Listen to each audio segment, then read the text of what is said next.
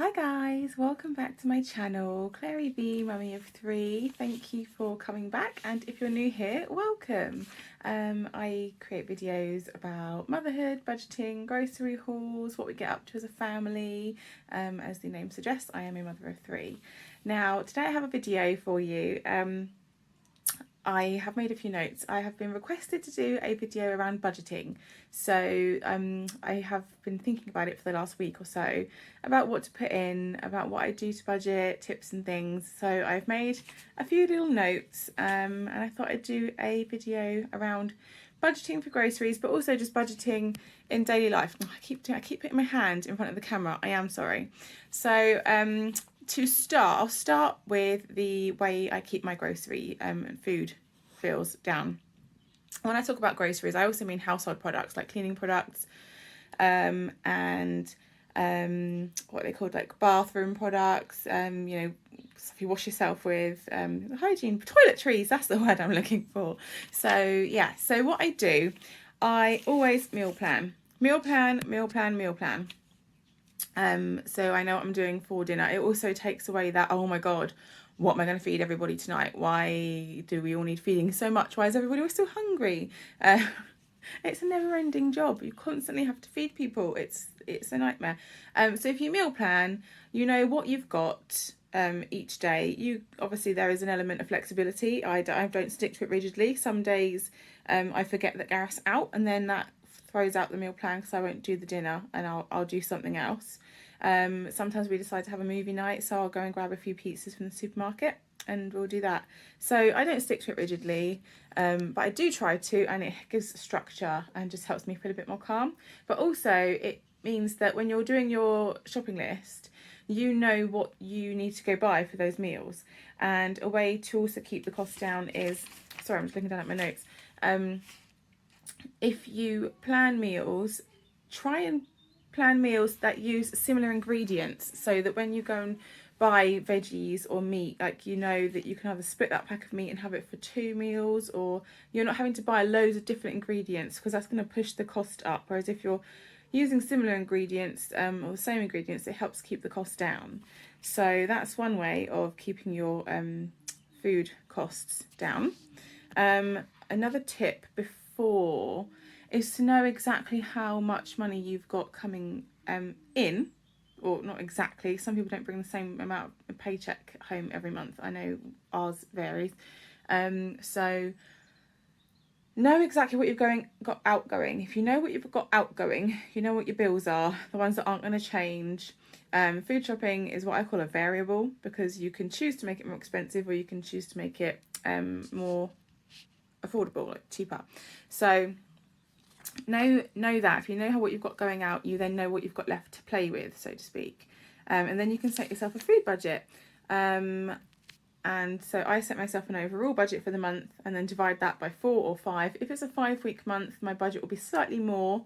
Sometimes I'm over ambitious and try to get it down, and it doesn't work if I've got a whole other week to buy for. So whether it's a 4 or 5-week month depends on what the budget I set aside is. And I will try to stick roughly to that. Some weeks it comes in under, some weeks it comes in over. Last week I went over by £10. Quite disappointed with myself for that. However, it will be cheaper in the upcoming weeks, I guess, I hope. So try some ingredients. I don't buy anything branded. I don't buy much branded at all, with the exception of, I can't think of anything that I buy a brand of, unless I'm specifically asked to get Coke. And then Gareth will want Coke. And if I'm doing pesto pasta, I will buy a branded pesto, because the unbranded ones just aren't as nice. I find they're just not as nice. But a way around that is, if I am doing a pesto pasta, I'll buy an unbranded jar for, like, I don't know how much they are in. I haven't bought it for ages in Aldi, but it's really, really cheap, a lot less expensive than buying a brand. And I will buy a thing of cream, single cream, and I will mix that into the pasta so it becomes a creamy pesto pasta, and the cream cuts through the sort of more vinegary taste of the pesto on its own, that you get with an unbranded one, just because they aren't nice. The branded pestos, wonderful and lovely, and I can eat them out of the jar. I don't, but I could. But the unbranded ones, I tend to put cream with it, and it just makes it a nicer meal. So I don't buy anything branded. And cleaning products, I don't buy branded either. The one thing I do buy branded is my lime scale, like Viacal, we call it over here in the UK. I don't know if there's anything different in the States, because I know I do have a small percentage of viewers from the States according to my YouTube analytics thing. So I will buy that branded, and I will clean the bathroom once a week with that. Otherwise, daily I just give it a wipe over with antibacterial spray. So yeah, I don't buy anything branded, and that really helps keep the cost down. I know everyone's different and everyone has their own preferences, and that's fine, but that's just how I find keeping the cost down. Even going to the bigger supermarkets like Asda or Home Bargains will keep the cost down if you are buying branded, but I just don't buy branded. I'm not fussy in that regard. The only thing I do buy branded are some medicines like Vicks Vapor Rub. I will always buy the Vicks one because it's got a certain ingredient in it that I find just helps, works better than a non-branded one. And a nose spray if I've got sinuses, and I will buy a branded one of that. I don't buy any branded medicines for the children because Calpol has got the same ingredients in it as a supermarket brand, except it's like £1.50 more expensive. Same with Nurofen. I don't buy Nurofen. I buy the kids' ibuprofen. I don't buy branded paracetamol or anything like that for us either. If it's got the same ingredients in it, then I just buy the unbranded because it's so much cheaper. It saves pennies. So shop around as well. If you go to one supermarket, if you look online, you can quite often find it cheaper in other ones. I mean, Aldi and Lidl, typically they are cheaper than the big four or however many there are. So I do the bulk of my shopping there. But I will go to the other supermarket, Tesco and Morrison's mainly, because they're just ones that are close to me, and I've got a Tesco club card, and Morrison's is only around the corner from us. So I will go there to get the bits from Aldi that are cheaper, and because I've been doing it for quite a long time, I know what's cheaper, and you'll see in my hauls the things that I get from Morrison's and Tesco's. I go there purely because either Aldi doesn't have them or they are cheaper, and they're on my way home, and I'm not going drastically out of my way to do it, because if you're going drastically out of your way to do it, then you're not making the savings probably, because you're spending that on fuel. So that is something to bear in mind, but we've got the supermarkets all locally around us, close to each other, so it makes sense for me to do that.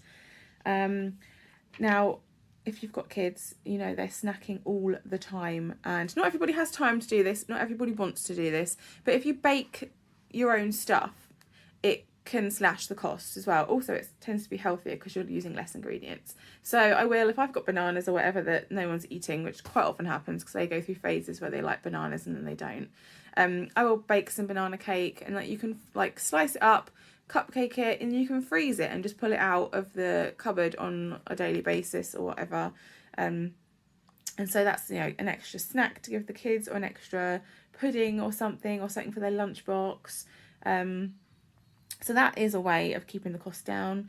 Also, cooking from scratch is cheaper and healthier, and there are loads of easy recipes online. You can pick up cookbooks quite easily in magazines. There's loads. It's so easy to learn. If you don't know how to cook, it's really easy to learn. So I definitely recommend doing that. And if you don't do it, you might find you actually like it. So yeah, cooking from scratch definitely is cheaper, I find. What else have I got on here? Can't read my own writing, that's totally unhelpful. Right, so another thing, now it might not be the most popular opinion, and it's just another thing to keep the cost down, especially at the moment where the cost of everything is skyrocketing, like fuel prices, heating your home, food prices are going up. Don't feel that you have to provide a huge array of variety of snacks for your kids. You don't have to. As long as they're fed, as long as they've got some stuff to eat, as long as they're relatively a healthy diet, then you're doing great. So if you haven't got the budget, I don't have the budget to spend loads of money on fruit each week. My kids will have fruit with their breakfast, fruit with their lunch, and vegetables with their dinner if it's a very quick dinner where I'm just doing pizza and they really don't want veggies, I'll just chop some apple up and chuck that on the side and they'll have that. You know, and I buy fruit juice to just round it out a little bit, give them an extra bit of vitamin C, and they'll have a glass of that a day. I will buy some little individual juice cartons to put in their lunch boxes a couple of times a week, or 3 times a week. I think I buy a pack of 6, so it's 2 times a week. Just to give them a little bit of vitamin C boost. You don't need to be giving them loads of different fruits and veggies every day if you can't afford to, especially if they're going to waste it like my kids do. They won't eat most of it. Also, I tend to, between the 3 of them, because Lily isn't very good with eating her fruits and she doesn't eat vegetables, it's a nightmare. I tend to chop up 2 apples between the 3 of them and give a few slices to Lily and then share the rest out between the boys. They won't eat an apple on its own with the skin on. I have to peel it and chop it up for them to eat it. And if that's what it's going to take to get fruit and veggies in them, that's what I'll do. So that's what I do. So yeah, it's as long as they don't go to bed hungry, as long as they're having a fairly well-rounded diet, I don't think you need to worry too much about, oh my God, I haven't bought 5 different types of fruit and veg for them to have each day. It's hard, expensive, unrealistic if you've got fussy eaters. Some of my friends have kids who are fantastic eaters, and I have children that aren't, and they all eat different things. So if I was providing 5 of every day for each of them, I would be spending all my time chopping up fruit and veg and buying so many different types. And they're so reluctant to try stuff too. I do try and get them to try things, but they don't want to try it half the time. So that is another way of keeping the cost down. What else have I got? I've dropped my paper. Hold on, sorry. Pick it up with my foot. So what else have I got on here? Right, if you go through a lot of something, see if you can buy it in bulk, and that may work out cheaper. And I did think of an example earlier, and I can't think of it now. But using an example for us personally, milk. You can't really buy milk in bulk because it goes off, obviously, unless you get the long life stuff. It's always good to have one of those in the cupboard just in case you really run out and you can't get to the shops. But I tend to buy these 6 pints, and it's £1.70 at the moment. But that works out cheaper than buying like 3 or 4 pints during the week, because we tend to go through 2 of the 6 pints. I think I'm averaging about that. So I guess that works out cheaper than buying the smaller ones. So yeah, buy in bulk where you can. And if you're a member of Costco, or I think we have a Booker's here as well, and then in the States like Sam's Club and Costco, some things from there you can get find that it might work out cheaper for you as well. And then what else have I got? I've got so many notes I've been jotting down. Look out for deals as well on stuff that you use regularly. If there's a deal in a particular supermarket, it might benefit you to go and stock up a bit on those. We do that with alcohol. I don't put alcohol in my weekly budget because my husband buys his beer. I don't really drink. Very rarely do I drink. I do like the Aldi's Baileys, so I will treat myself to that. But I do find if I keep buying it, I keep drinking it. It's not the healthiest thing to have a couple of every night, so I tend to just treat myself every now and then and do that. But my husband buys his beer, and that comes out of our disposable money that we have left over after once the bills are paid, once the budget, the fuel budget, the food budget's done, the savings. If we can save something in the month, then we pop that in the savings.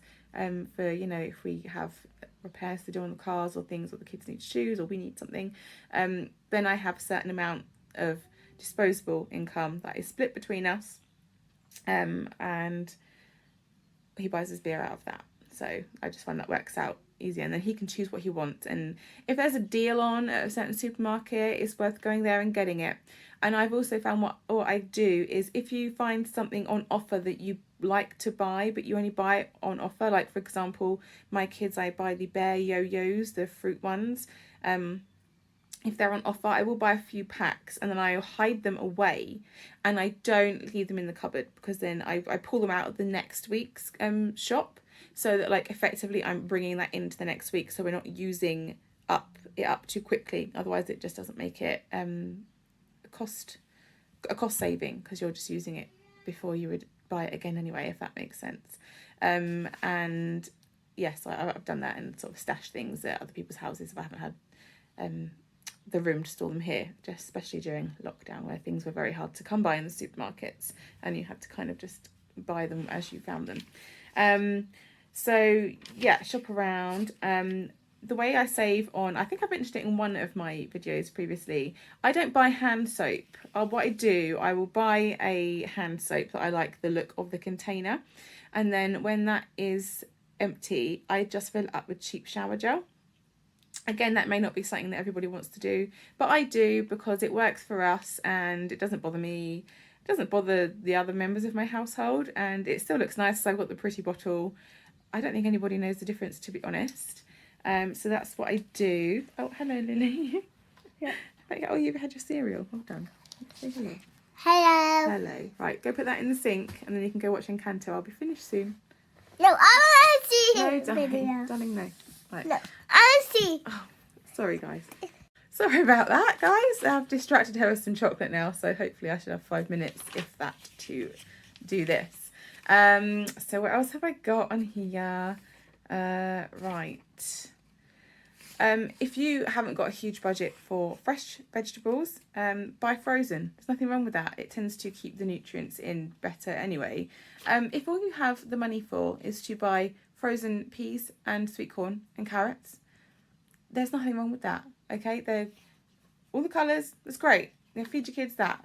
Feed yourself that. Put that in stews and casseroles and things.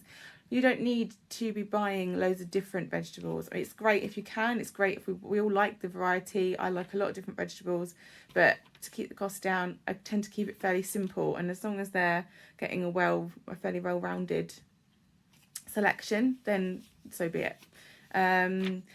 So yeah, so buy frozen where you can. That's fine. And if I tend not to steam frozen, I will buy fresh broccoli because I like that steamed. But if you sling some frozen broccoli and cauliflower in a casserole, you're never going to know that it was frozen in the first place because it just cooks in there. So bulk things out. So if you are using a meat dish, you can pop a handful of lentils in there.